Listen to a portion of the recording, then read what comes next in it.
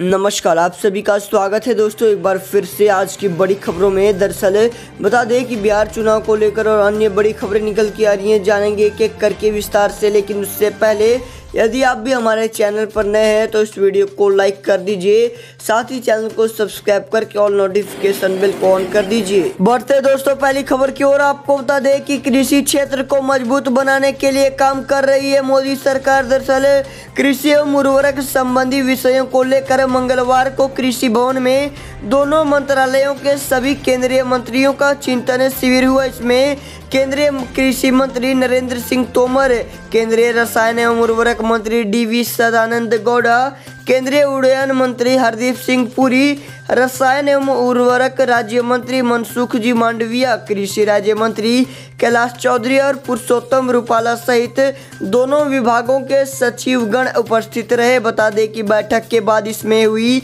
चर्चा के बारे में बताते हुए केंद्रीय कृषि एवं किसान कल्याण राज्य मंत्री कैलाश चौधरी ने कहा कि मोदी सरकार देश में कृषि क्षेत्र को मजबूत बनाने के लिए कई कदम उठा रही है ताकि किसानों को किसी प्रकार की कठिनाई का सामना न करना पड़े।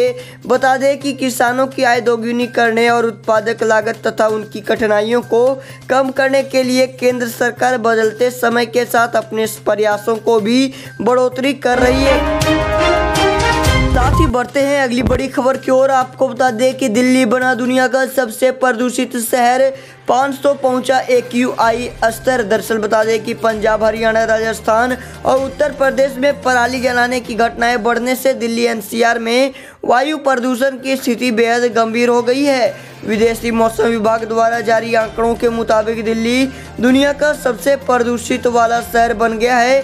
केंद्रीय प्रदूषण नियंत्रण बोर्ड द्वारा जारी ताज़ा आंकड़ों के मुताबिक वायु प्रदूषण में लगातार इजाफा होने के चलते दिल्ली के साथ NCR के शहरों में भी हालात बदतर हो गए हैं। CPCB के ताज़ा आंकड़ों में मंगलवार को दिल्ली के ITO पर वायु गुणवत्ता स्तर एयर क्वालिटी इंडेक्स 469 रहा। वहीं दिल्ली के नरेला में 489 और दिल्ली से सटे गुरुग्राम में यह 497 पहुँच गया। दिल्ली से सटे नोएडा शहर का भी बुरा हाल है, यहाँ वायु गुणवत्ता स्तर 480 पहुंच गया है। बता दें कि इस बीच सोमवार को नेशनल ग्रीन ट्रिब्यूनल ने आगामी 30 नवंबर तक दिल्ली NCR में पटाखे फोड़ने और बेचने पर प्रतिबंध लगा दिया है। वहीं सोमवार को दिल्ली NCR में प्रदूषण खतरनाक स्तर पर पहुँच गया, जिससे सांस लेना भी मुश्किल हो गया है। बढ़ते दोस्तों अगली बड़ी खबर की ओर, आपको बता दें कि बिहार में नहीं दिखी चिराग की चमक, 135 सीटों पर लड़े थे चुनाव। दरअसल NDA से अलग होकर अकेले चुनाव मैदान में उतरी लोजपा एक सीट से ही जीत पाई है। इस तरह वह सियासी परिदृश्य से बाहर हो गई। कुल 135 सीटों पर पार्टी ने उम्मीदवार उतारे थे। आलम यह है कि उसके दोनों विधायक गोविंदगंज से राजू तिवारी और लालगंज से राजकुमार शाह तीसरे नंबर पर रहे हैं।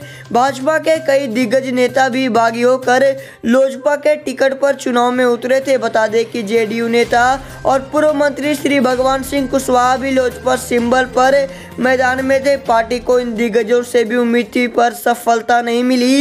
हालांकि लोजपा ने कई सीटों पर चुनाव परिणाम को काफी हद तक प्रभावित जरूर किया है। खासकर JDU को अधिक नुकसान हुआ और महागठबंधन को उसका लाभ मिला। कुछ सीटों पर तो लोजपा उम्मीदवार ने JDU को तीसरे नंबर पर धकेल दिया। लोजपा के 6 उम्मीदवार भाजपा के खिलाफ भी मैदान में थे। बता दें कि बिहार विधानसभा के पिछले चुनाव की तुलना में JDU के लिए यह चुनाव थोड़ा महंगा साबित हो रहा है। इस बार जिन 115 सीटों पर JDU ने उम्मीदवार उतारे थे, उनमें अब तक मात्र 43 सीटों पर यह पार्टी जीतती दिख रही थी। बढ़ते दोस्तों अगली बड़ी खबर की ओर, आपको बता दें कि बीजेपी के भीतर से उठी आवाज, इस बार नीतीश नहीं हमारी पार्टी का नेता बने CM। दरअसल इस बार का बिहार विधानसभा चुनाव कई मायनों में अलग है, लेकिन सबसे जरूरी बात यह है कि अब तक बिहार में JDU और नीतीश कुमार बतौर बड़े भाई की भूमिका में हुआ करते थे, जबकि बीजेपी छोटे भाई की भूमिका में। लेकिन इस बार के चुनावी नतीजों से सब कुछ बदल गया। इस बार भले ही नीतीश कुमार को बीजेपी ने मुख्यमंत्री पद का उम्मीदवार पहले ही घोषित कर रखा था, लेकिन चुनावी नतीजों के सामने आने के बाद ही बीजेपी नेताओं के सुर बदले नजर आ रहे हैं।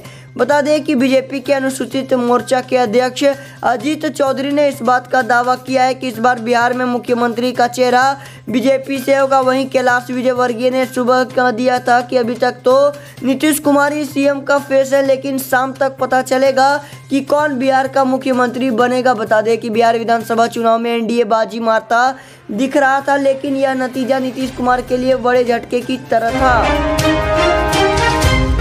वहीं रुख करते हैं अगली बड़ी खबर की ओर। आपको बता दें कि ओवैसी, उपेंद्र कुशवाहा व मायावती ने बिगाड़ दिया आरजेडी और महागठबंधन का खेल। दरअसल बिहार विधानसभा चुनाव 2020 में मुख्य मुकाबला भले ही एनडीए और महागठबंधन के बीच रहा, मगर इस चुनाव में दो और गठबंधन भी शामिल थे। इनमें पप्पू यादव की अगुवाई वाला प्रगतिशील लोकतांत्रिक गठबंधन और उपेंद्र कुशवाहा के नेतृत्व वाला ग्रैंड डेमोक्रेटिक सेक्युलर फ्रंट शामिल है। बता दें कि पप्पू का गठबंधन कुछ खास ना कर सका, वे खुद भी मधेपुरा सीट से हार गए, लेकिन दूसरे गठबंधन ने आरजेडी और महागठबंधन की तमाम सीटों का गणित बिगाड़ दिया। ओवैसी और मायावती की बीएसपी ने इसमें बड़ी भूमिका निभाई। बता दें कि उपेंद्र कुशवाहा भी आरएलएसपी के खाते में भले भी कोई सीट न आई, लेकिन उसके गठबंधन की भूमिका इस चुनाव में बेहद महत्वपूर्ण रही। बता दें कि आरएलएसपी ने दिनारा, केसरिया सहित कई सीटों पर अपनी अच्छी